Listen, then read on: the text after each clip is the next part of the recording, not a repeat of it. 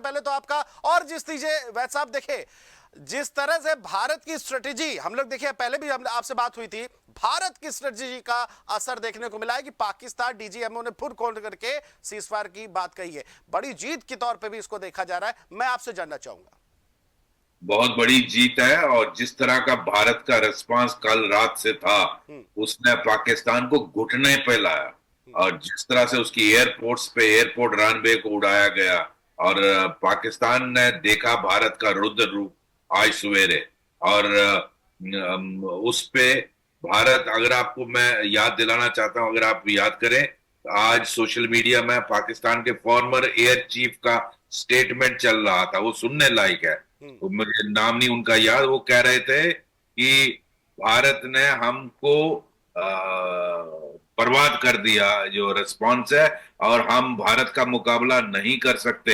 हम्म। और भारत की technological power हमसे कई ज्यादा सुपीरियर है। उनके कहने का मतलब था कि हमारा जो एयर डिफेंस सिस्टम है वो बहुत स्ट्रांग है, हम्म। उसको वो पेनिट्रेट नहीं कर पाए। हम्म। हजारों ड्रोन्स भेजने के बावजूद, कई मिसाइल भेजने के बाद, लेकिन हमने उनका जो एयर डिफेंस सिस्टम है उसको पंक्चर करके उनको बहुत बहुत क्षति दिलाई। और उसके बाद उनका स्टेटमेंट ये था कि पाकिस्तान को अगर बचना है भारत के रुद्र रूप से, तो अमेरिका को रिक्वेस्ट करनी पड़ेगी, क्योंकि भारत मिडिल ईस्ट की और ईरान की मध्यस्थता को नहीं मान रहा है।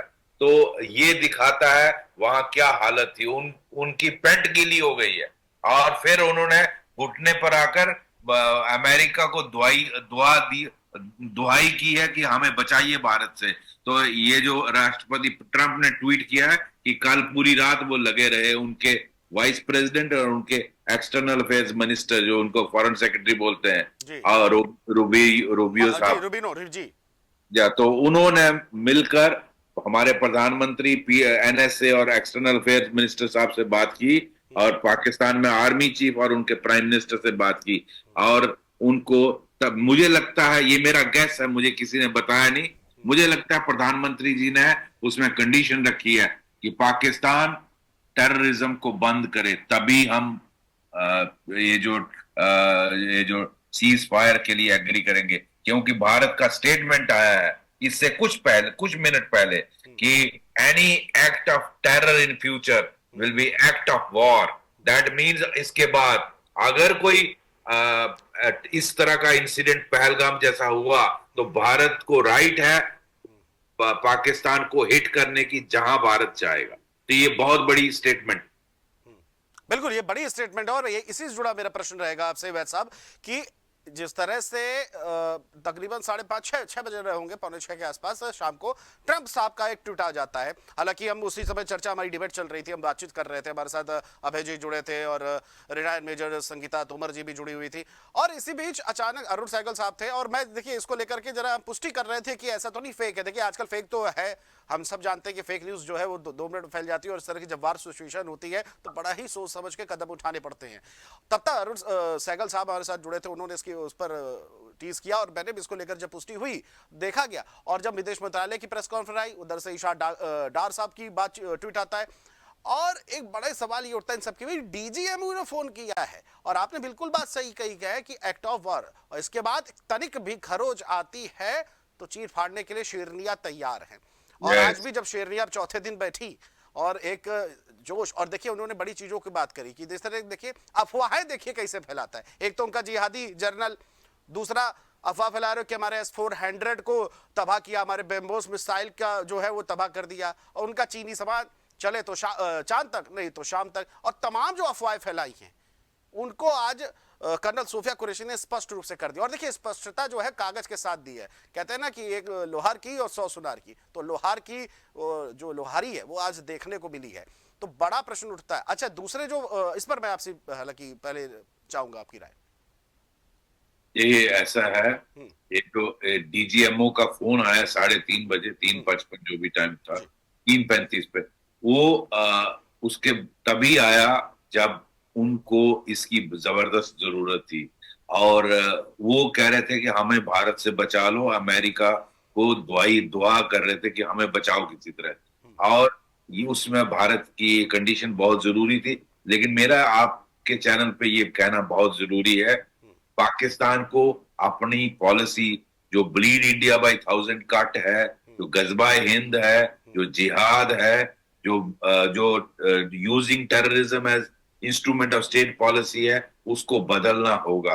अगर पाकिस्तान वो नहीं बदलेगा तो ये सीज फायर ज्यादा देर नहीं टिकेगा, क्यों फिर ऐसी वारदात होगी और इंडिया हिट करेगा, और बार बार फिर पाकिस्तान को अमेरिका के घुटनों में वहां जाना पड़ेगा, उनके चरण स्पर्श करने पड़ेंगे। तो पाकिस्तान को, जो पूरा देश रेडिकलाइज हो गया है, अपना रवैया बदलना पड़ेगा। भारत इंटरेस्टेड नहीं है पाकिस्तान को तोड़ने में, लेकिन आज जो उसकी अंदरूनी हालत है वो खुद ही टूट जाएगा।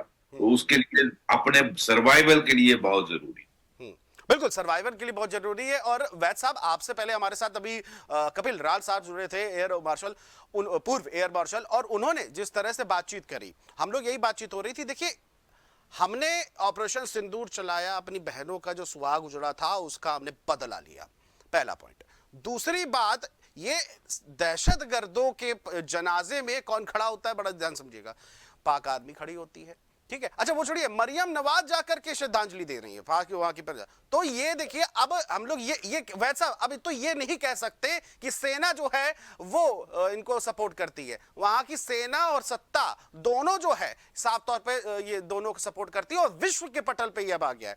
तो मतलब अब कहना नहीं चाहिए कि नंगा हो चुका है पूरी तरह से पाकिस्तान आतंकवाद के नाम को लेकर के। जी, पूरा नंगा हो चुका है। अब मैं बधाई दूंगा, ये मौका अच्छा सेलिब्रेशन का है, भारत की जीत हुई है।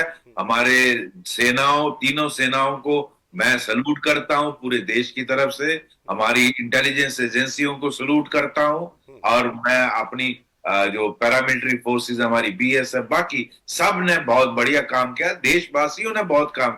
और अब भारत को फोकस करना चाहिए, जो हमारे अंदर अंदर जो सपोले बैठे हैं उनको ठीक करना बहुत जरूरी है। आपने देखा ही होगा, उसमें मैंने भी एक ट्वीट किया है कि इन लोगों को बाद में देख लेंगे, पहले पाकिस्तान से निपट लें। तो मेरी रिक्वेस्ट रहेगी ऑनरेबल प्राइम मिनिस्टर से और होम मिनिस्टर साहब से कि जो अंदर हमारे ये जो घटिया का भारत के खिलाफ दुश्मनों से मिलते हैं, उनको थोड़ा सही रास्ते पे लाना जरूरी है, क्योंकि इस देश को सरवाइव करना हम बहुत जरूरी है। और इधर बांग्लादेश से भी थ्रेट आ रहा है, और आपने देखा किस तरह बांग्लादेश बातें कर रहा है। और इस जंग में चाइना की भी हार हुई है।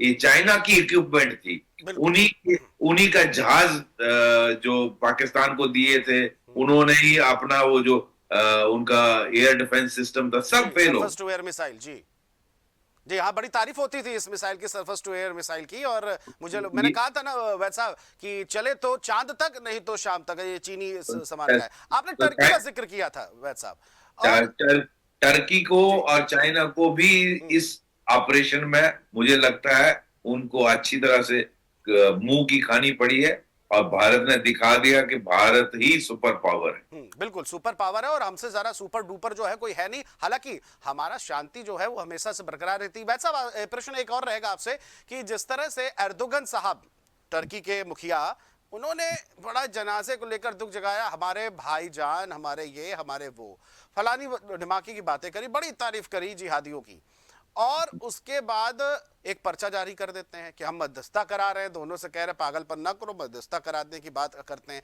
लेकिन अपने सीको बम, जो ड्रोन वाले सीको बम है, वो भेज देते हैं एयर पहले ही उनको, पाकिस्तान को। और मुझे लगता है क्या जो ये छुटपुटिया बम तुर्की वाले सीको खत्म हो गए थे, तभी फोन घुमाया डीजीएम ओपाक ने।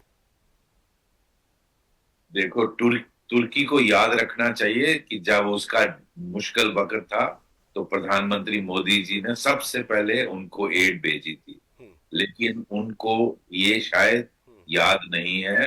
हम उनको याद दिलाते हैं कि भारत ने एक उस वक्त बहुत बड़ा जेस्चर किया था, लेकिन तुर्की मध्यस्थता वो करता है जो न्यूट्रल होता है।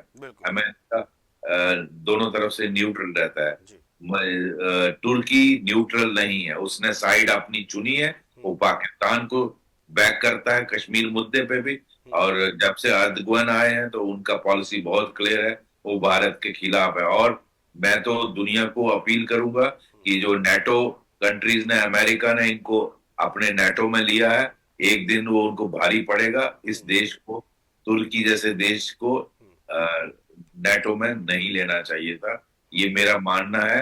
क्योंकि जिस तरह की उनकी बातें रहती हैं, वो दुनिया के लिए अमन की बातें नहीं। बिल्कुल, आपने कहा ये नाटो में जिस तरह, देखिए जाहिर सी बात है कि आतंकवाद को सपोर्ट करना एर्दोगन का भी साफ तौर से तस्वीरें खुला गई है, सामने आ गई हैं। और जो पर्दा था चीजों को लेकर मध्यस्थता का, वो अब नहीं दिखेगा। और मध्यस्थता जो है ये भारत की जीत है और पाकिस्तान की करारी हार है। एसपी वैद साहब, बहुत बहुत शुक्रिया आपका हमसे जुड़ने के लिए और तमाम पहलुओं पर बातचीत करने के लिए। तो